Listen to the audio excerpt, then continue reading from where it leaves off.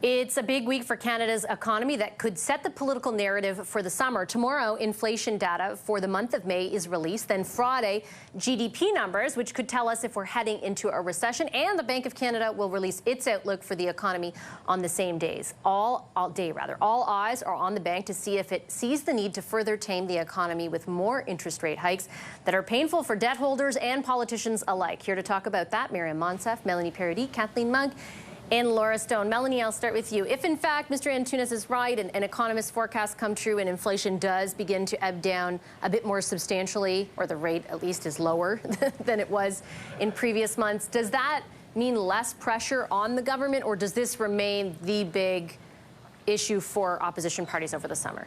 I think it certainly remains the big issue over the summer because Canadians are still feeling it in their pocketbooks, especially when it comes to food. I think that the big challenge is that over the summer, Canadians go outside. They don't care about politics. They tune out from the economy, except when it comes to their barbecue. They're feeling the pain in the grocery stores. They're feeling the cost of meat going up. It's just more expensive to host a barbecue these days.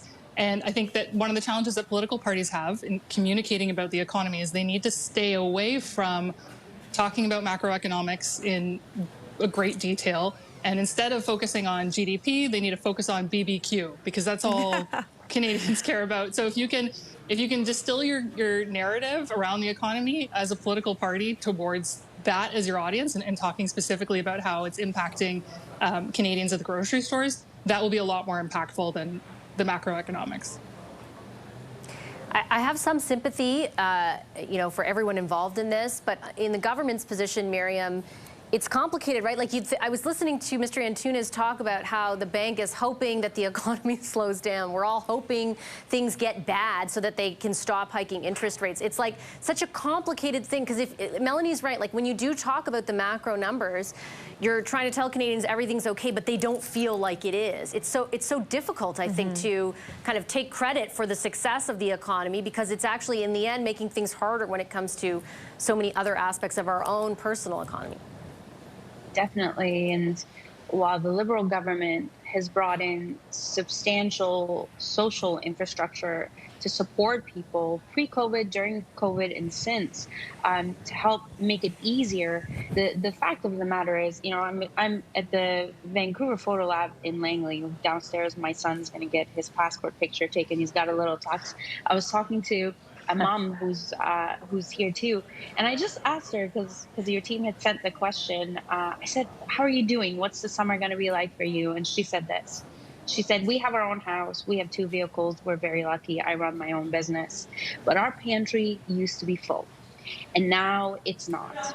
It's bare minimum for us. We're cutting corners." And then she said, "I'm lucky. I'm fortunate that there's an elder who's there to look after my kids. But this summer, I'm not going to be able to send my kids to summer camp, and those summer programs are not going to be there for us." And then I said, "Well, how does this make you feel about politicians?" And she said, "Honestly, I'm cranky about all of them." So government opposition parties are going to have to find a way to take those big numbers and tune into what people are actually feeling when it comes to the price of food, particularly the thing that people feel and see every single week. There's got to be an obligation, and there is an obligation rather, but there's got to be a solution to help make the cost of food more affordable. And Mr. Singh's rhetoric that this is all corporate greed is not enough, because the fact of the matter is the cost of labor for food production has gone up. The cost of fuel has gone up. Labor is scarce. And frankly, Canadians like to have their fresh fruits and vegetables in January. So government has to come up with solutions to address this. But the very best thing that we can do, Melanie's absolutely right, all of us, when we're talking about this, but particularly government, is to focus less about how good the jobs are and the economy is doing, considering, and focus more on the real pain that people are feeling and come up with real solutions and innovative policy solutions that can actually make a difference.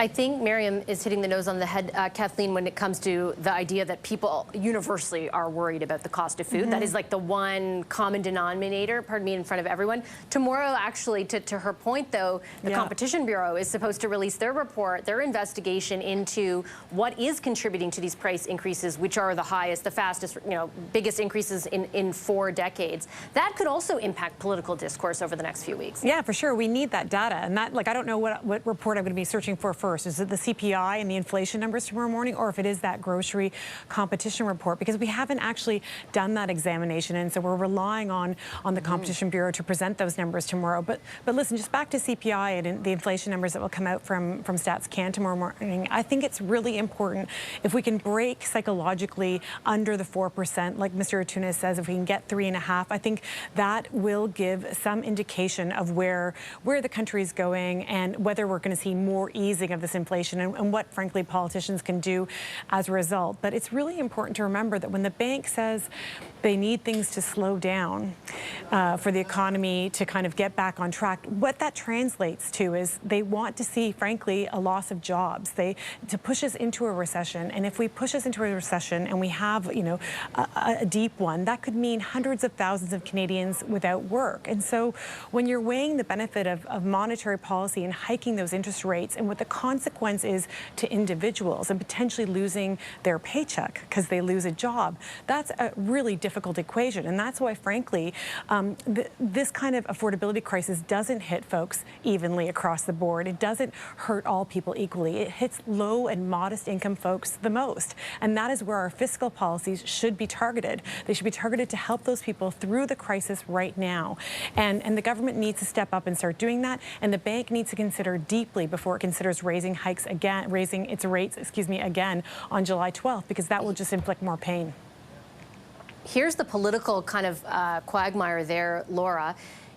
The government has focused their relief efforts on low-income individuals who are, yes, hit the hardest. You don't, though, have the maximum political impact from that, because though they're hit the hardest, so many other people in every income bracket, middle-class people are also hit by inflation too. They also feel the impact of it. Like the example that Miriam was provided, people with 2 cars and a home still have less food in the pantry, and so they have a sense that the government is not necessarily, bringing in policies that will impact them, which I think deflates the political impact of them. Even though I understand the rationale behind the approach they've taken so far, it limits the political impact of it also. Yeah, and I think that's why you see all of the political parties seized with this now, particularly the Conservatives, who kind of started off hot a few months ago on this issue of foreign interference. And I'm struck by kind of David Johnson's final letter kind of ending this with a fizzle of, here's my letter, you won't see the report, and goodbye, I'm not speaking to you anymore. And that sort of almost closes the chapter of this. And I'm not saying that this isn't a big issue and we're not still going to talk about it, and we could still very well have a public inquiry, but you've seen the parties really pivot to this issue of the economy, inflation, cost of living, because that is, quite frankly, what people are talking about. It is affecting most people across the board. And while the issues of foreign interference go to ethics and trust and all of these big questions about Prime Minister Trudeau and his government that I'm sure people will be thinking about whenever the next election happens, what's happening is, their immediate housing costs, their rental costs, going to the grocery store, everything that's right before them. They can't get into a daycare. These are all the issues that everyone in most of income brackets, except the upper brackets, I'm sure they have their own problems, I would know. But, this is what people are seized with, right? And so this is why you're seeing such a pivot from, I think, all the parties. And when we talk about the barbecue circuit and the political circuit this summer, that, I think, is what we're going to be hearing, particularly from the leaders as they kind of still speak to the public, speak to the media, answer questions. They're going to be talking about this issue quite a bit over the summer, and we'll probably see the government pivot to this as well as the Prime Minister makes his tours across the country. Okay, I'm going to leave. Yeah, I think you're probably right. I'm going to leave it there. I want to thank the front bench for their contributions and the great discussions all season, and especially tonight. Thanks, Laura Stone. Kathleen.